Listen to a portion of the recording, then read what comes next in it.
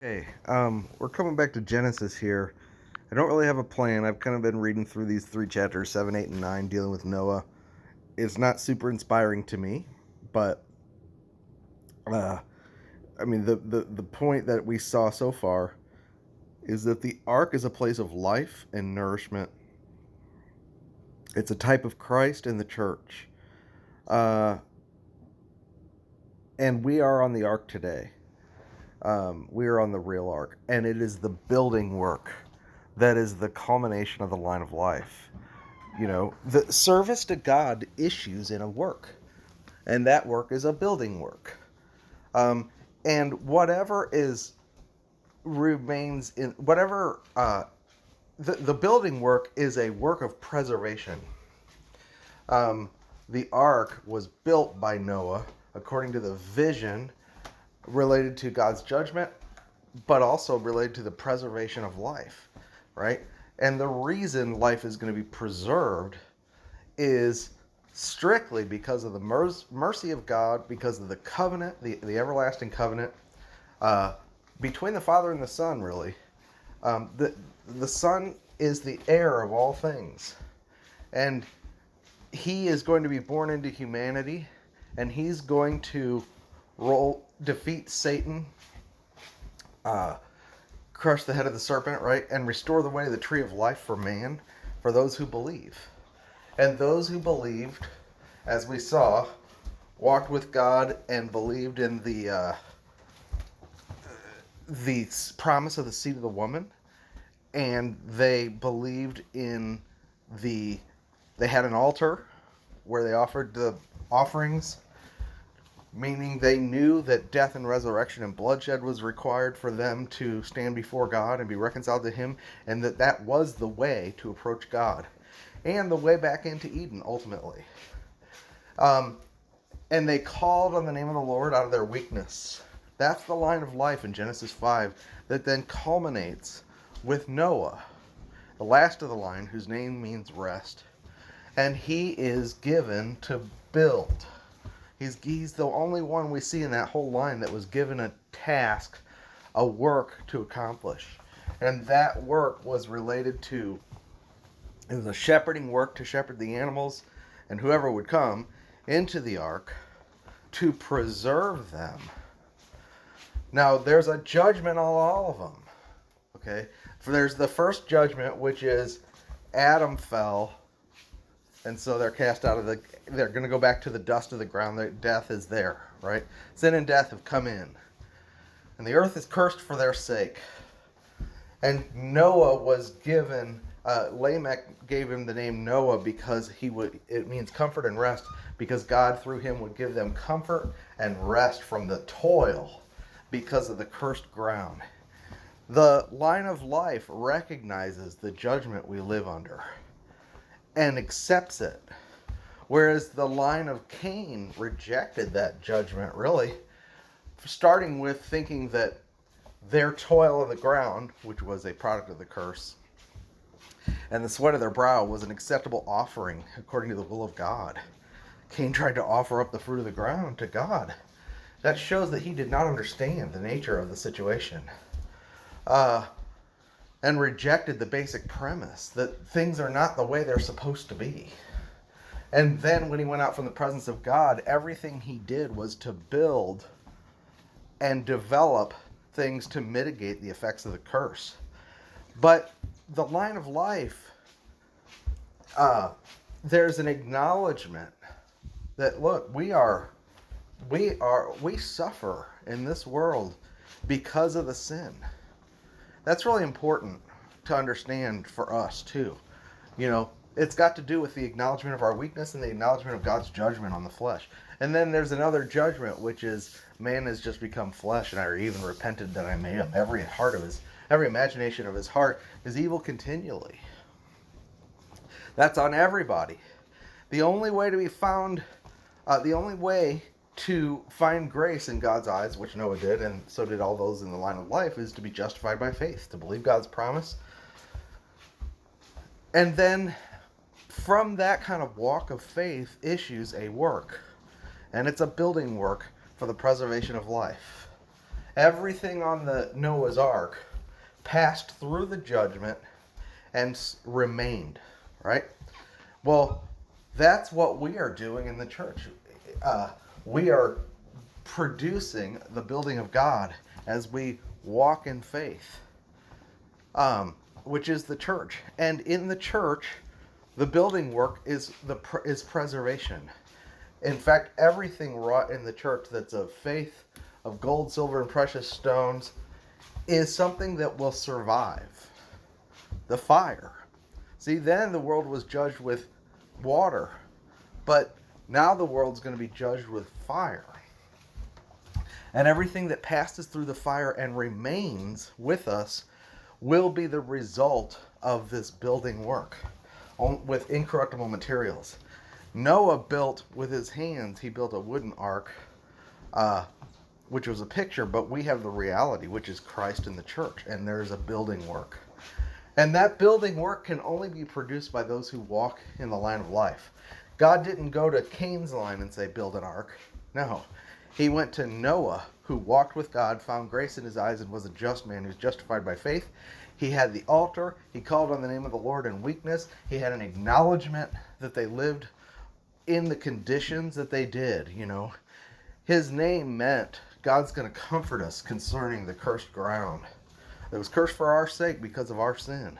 There's an ownership there, We own the fact that we suffer in this life due to sin. We don't have an idealistic view that we can fix it and make it all better.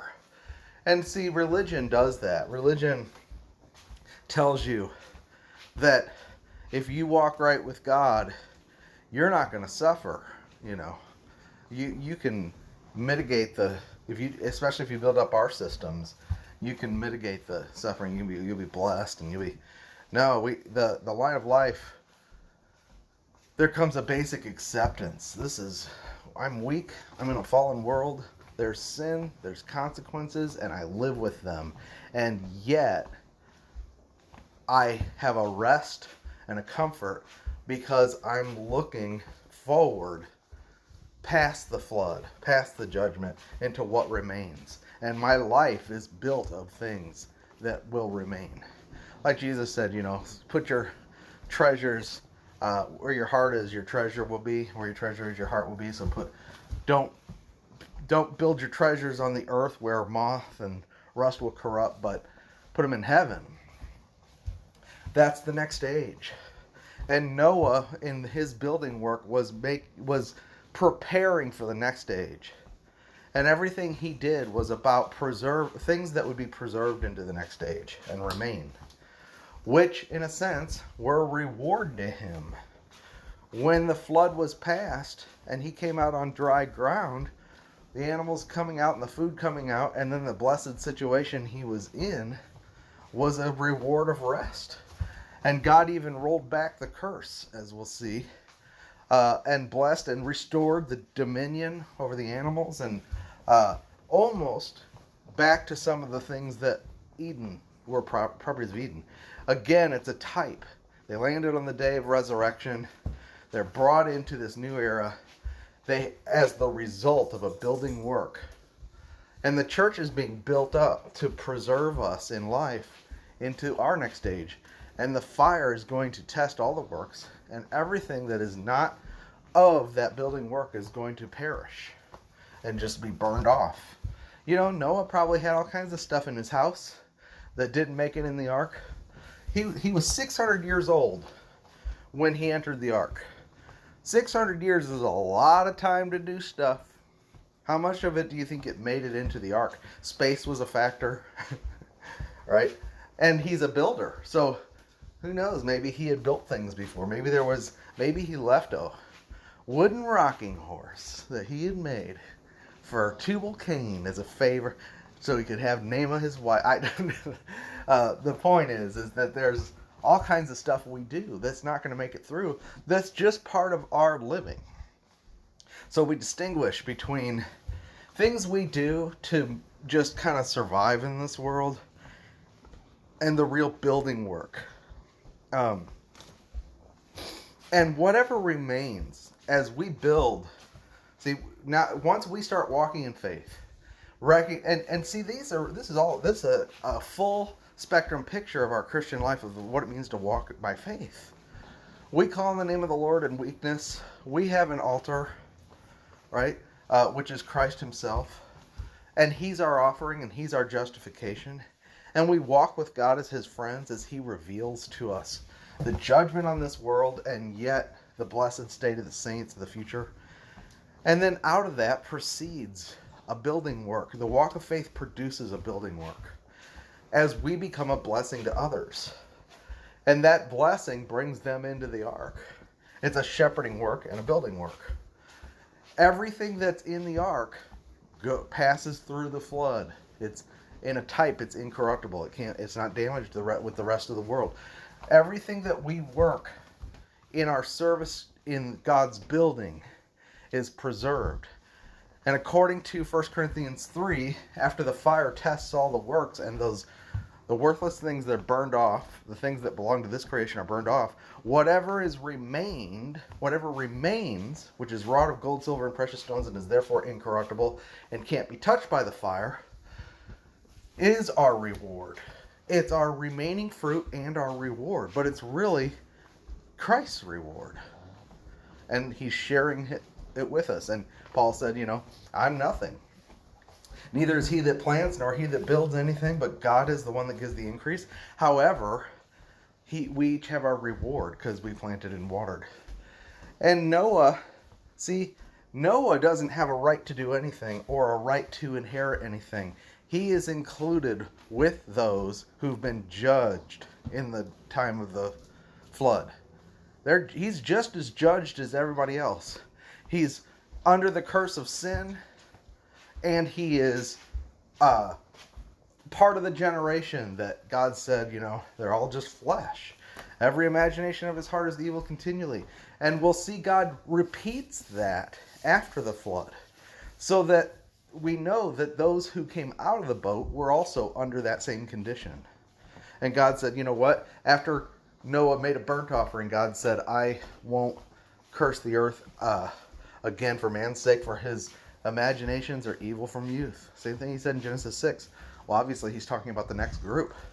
So what's different about Noah? Well, he's found grace because he's justified by faith. He's under the judgment, and yet he is preserved from it. Not for his sake, but for the seed's sake. The reason Noah was given to build an ark was to keep the seed alive. And yes, that speaks of the seed of all the animals, right? And that there would be continuation of the human race. But the only reason for that is so that Christ could come, the seed. And that seed is the one that God has the covenant with. The everlasting covenant is established between the Father and the Son. And he establishes, it's cut between them, and then it's established with his redeemed. We are beneficiaries of that covenant. But this is a covenant this is something God swore to do. Eventually that covenant it was made before the foundation of the world. Eventually it's confirmed in Abraham's time, when God puts Abraham to sleep and the oven and the torch pass through the pieces, and God promises the land to the seed. He starts elaborating on that covenant. And Galatians tells us that the covenant was made not with Abraham's seed as of many, but as of one, which is Christ. Christ is the ultimate seed. And he is the reason why all this is done. He is the reason why the earth is preserved. He is the reason why God had Noah build an ark. Yes, Noah benefited, but it's for Christ's sake. Okay? And they knew that. Noah knew that. The people in the line of life knew that the only reason they were still alive was because it had something to do with the promise of the seed of the woman and the altar. That, there was going to be the shedding of blood for the remission of sin, and the seed was going to come from woman, the seed of the woman. And each one that had the seed, had a child, thought that their next person born might be that seed. And Lamech certainly thought it. He had a messianic decree over Noah. He is going to give us rest from the curse That is a salvific statement. And of course, Noah in that sense is a picture of Christ. Okay? Christ is the great shepherd who really gets us all on the ark and preserves us. And he is the ark. And he preserves us in himself. And yet he's also a picture of us. We are judged and yet we live. Noah found grace in God's eyes. God had decreed, he repented that he made man and decreed a judgment over the whole human race, including Noah. But then Noah found grace in his eyes. See, we have to realize that we are judged before we are justified. That's what we're dealing with in this so-called grace community, is that there are a group of people who do not understand that they were judged before they were justified. So therefore they will not condemn the flesh. They will not condemn themselves with the world. Paul said we have to judge ourselves lest we be condemned with the world, right? We need to judge ourselves. And that is to agree with the law's judgment, which is, there's nothing good in me. There's none that seeks God. No, not one righteous, not even one, including Noah, including all those great fathers in the line of life. The only thing they had to recommend them was their faith. But yes, out of that faith comes a building work that is eventually rewarded, but it's Christ's work. Only Christ can preserve life.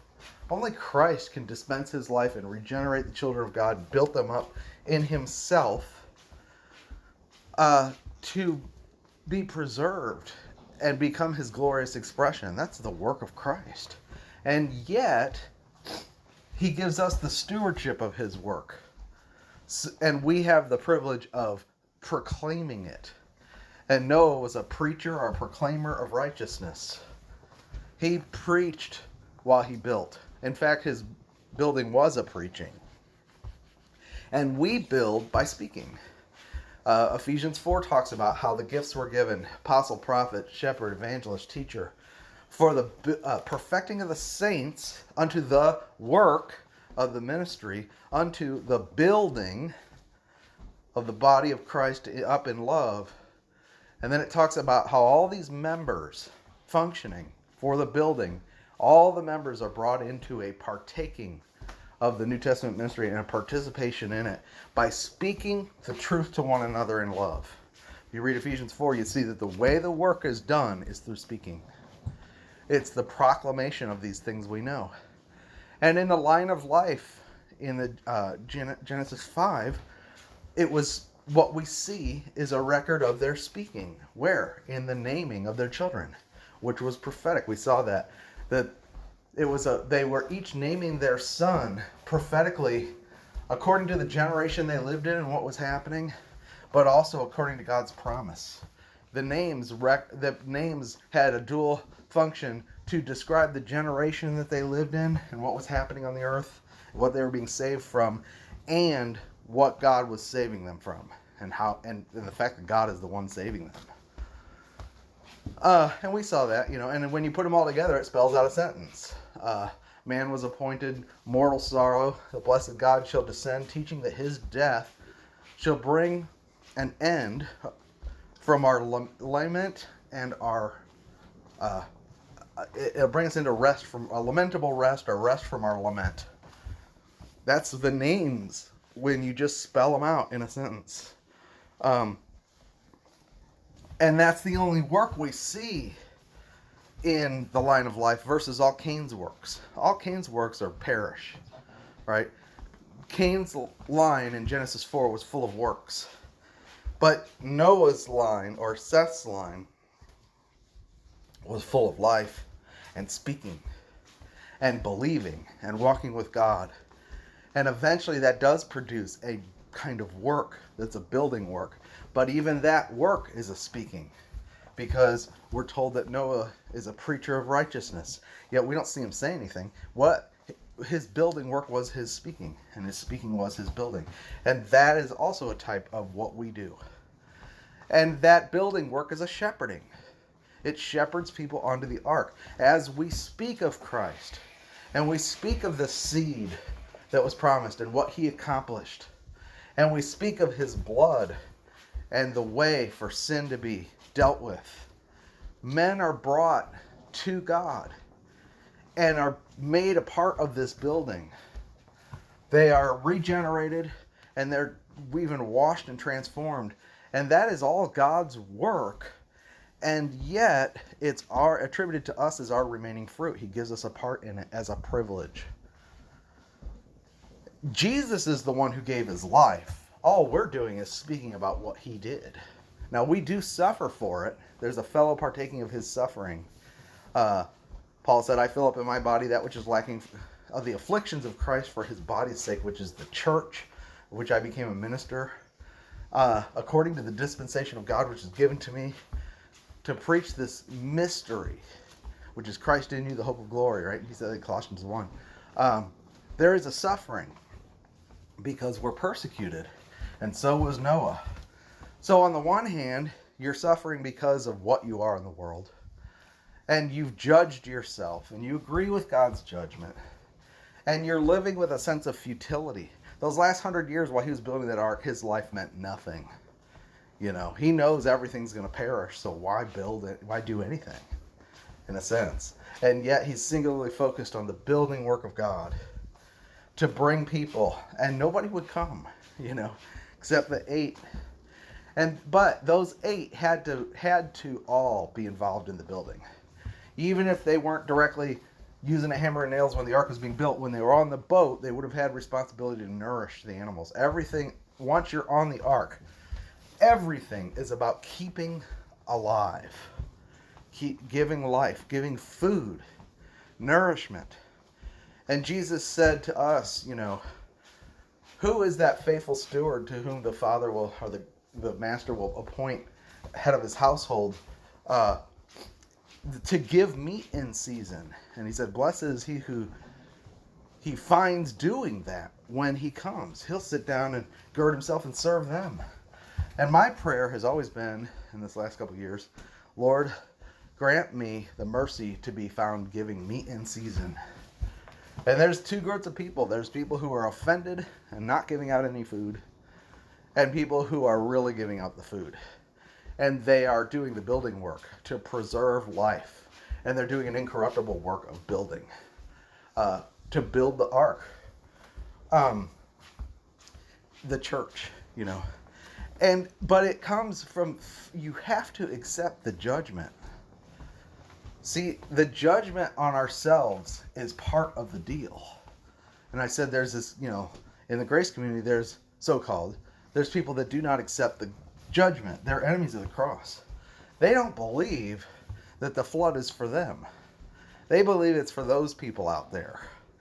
And they believe there's something good in them that is the reason why they found grace and get to be on the ark. No. God condemned all flesh, including Noah's.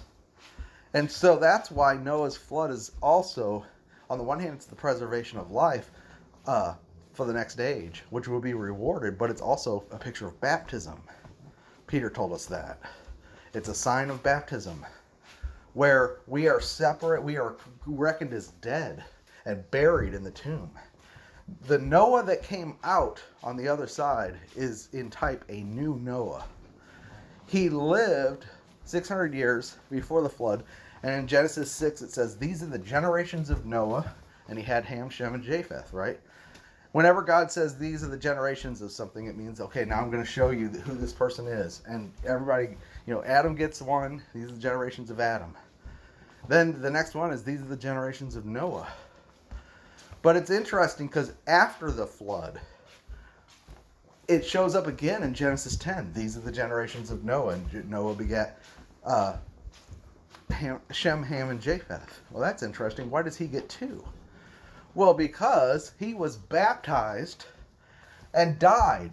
And the old Noah and his life was left under the water, and the new Noah and his life lands on dry ground on the 17th day of the 2nd month, which is the day Jesus Christ resurrected. It's the new creation. So Noah acknowledged that this was his death. He didn't bring his rocking horse and all the different things he made in his life. His 600 years of walking with God, his 600 years, of living in the old creation, all came to an end in the ark. And whatever came out of the ark is something new. On a new day, with a new situation, a new group of people, and it's all for Christ. And those are the remaining fruit of Noah. That's the remaining fruit.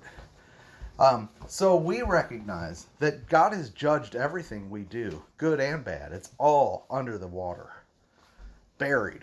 And the only thing that means anything worthy of being rewarded is that which is preserved through the building and shepherding work that we do to nourish those on the ark, to shepherd people onto the ark, and to build the ark, which is all our preaching of righteousness.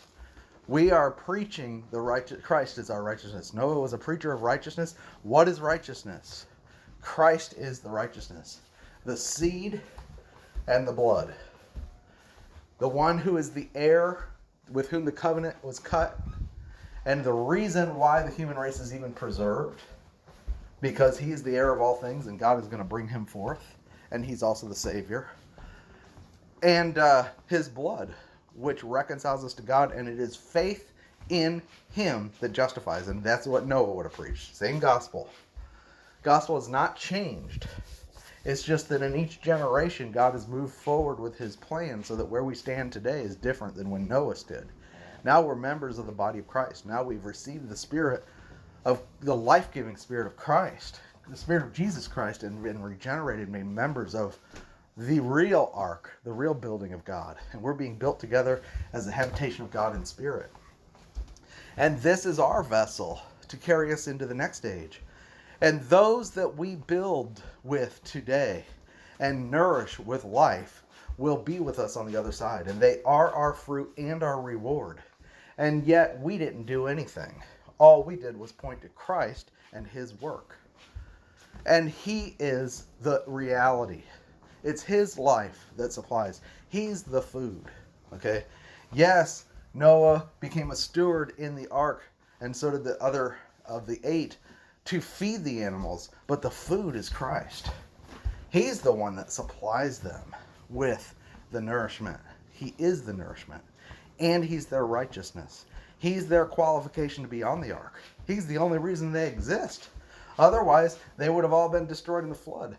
Again, God repented that he made man, and the only reason he made an ark was to preserve the seed alive, so that Christ could come. And everything going forward is for Christ's sake. And after Noah's account, there's again 2 chapters. Genesis chapter 10, chapter 11, which will be the account of Noah's descendants.